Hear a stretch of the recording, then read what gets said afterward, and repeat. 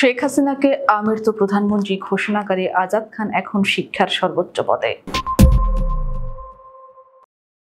ছাত্র জনতার আত্মত্যাগের মধ্য দিয়ে শেখ হাসিনার পলায়ন ও তার সরকারের পতন হয়েছে। ডক্টর মোহাম্মদ ইউনূসের নেতৃত্বে গঠিত হয়েছে নতুন অন্তর্বর্তী সরকার। অন্তর্বর্তী সরকারের অন্যতম প্রধান কমিটমেন্ট ছিল ফ্যাসিস্ট হাসিনা ও তার দোসরদের বিচার। কিন্তু দেখা গেল অন্তর্বর্তী সরকারের কর্তা ব্যক্তিরা শেখ হাসিনার চিহ্নিত দোসরদের বিচার বা শাস্তির পরিবর্তে উল্টো পুরস্কার দিচ্ছে অনেক ক্ষেত্রে। এ নিয়ে অনেক আলোচনা সমালোচনা হয়েছে, আন্দোলন হয়েছে, অনেকে লেখালেখি হয়েছে গণমাধ্যমে, কিন্তু তাতে অন্তর্বর্তী সরকার থামেনি।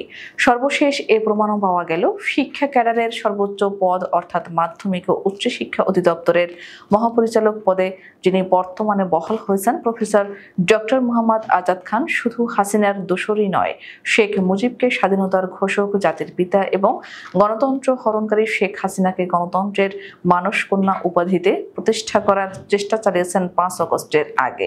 এ সংক্রান্ত বক্তৃতা বিবৃতি নিজের ফেসবুক আইডিতেও প্রচার চালাতেন বরাবরই, অন্যরা যাতে এ কাজে উদ্বুদ্ধ হয়। প্রাক্তন কর্মস্থলের সবাই তাকে আওয়ামী লীগের কর্মী হিসেবে জানত। ফেসবুকের পোস্টে তার বর্ণনায় মুজিব প্রেম ও হাসিনা প্রীতি ছাড়া অন্য কিছু স্থান পেত না। 5 আগস্ট 2024-এর পর প্রফেসর আজাদ খান ফেসবুক আইডি থেকে ওইসব পোস্ট ডিলিট করে দেন। তবে তারপরও একটি প্রমাণ রয়ে গেছে জামালপুর জেলা প্রশাসন আয়োজিত 17 এপ্রিল 2024 মুজিবনগর দিবস উপলক্ষে দেয়া বক্তৃতার ভিডিওতে। শেখ মুজিব ও হাসিনা বন্দনার এই ভিডিওটি ওভার ভাইরাল হওয়ার কারণে ভিডিওটি তিনি ডিলিট করতে পারেননি।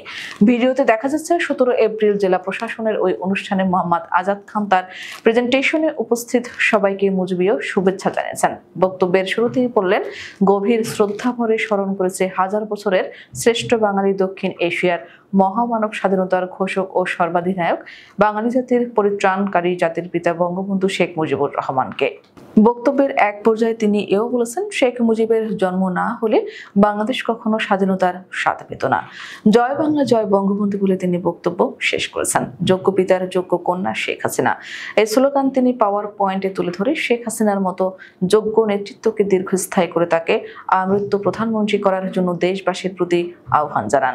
প্রফেসর আজাদ খান ওই অনুষ্ঠানে মূল আলোচক হিসেবে পাওয়ার পয়েন্ট প্রেজেন্টেশন করেন। পাওয়ার পয়েন্ট প্রেজেন্টেশনে এই বক্তব্য দেন এবং আহ্বান জানান। গণতন্ত্রের মানসকন্যা শেখ হাসিনাকে আমৃত্যু প্রধানমন্ত্রী করার আহ্বানকারী সেই অধ্যাপক আজাদ খানই এখন মাধ্যমিক ও উচ্চ শিক্ষা অধিদপ্তরের ডিজি অর্থাৎ শিক্ষা ক্যাডারের সর্বোচ্চ পদে, যা অবাক করার মতো ঘটনাই বটে।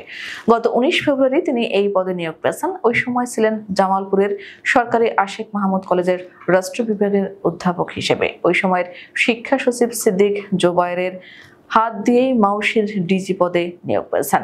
তবে তার এই নিয়োগে মূল ভূমিকা রেখেছিলেন মন্ত্রিপরিষদ সচিব ডক্টর শেখ আব্দুর রশিদ, যিনি ইতিপূর্বে শিক্ষা সচিব পদে চুক্তিভিত্তিক নিয়োজিত ছিলেন। এই শেখ আব্দুর রশিদকে অন্তর্বর্তী সরকারের আমলে আওয়ামী পুনর্বাসনের অন্যতম হোতা হিসেবে ধরা হয়ে থাকে।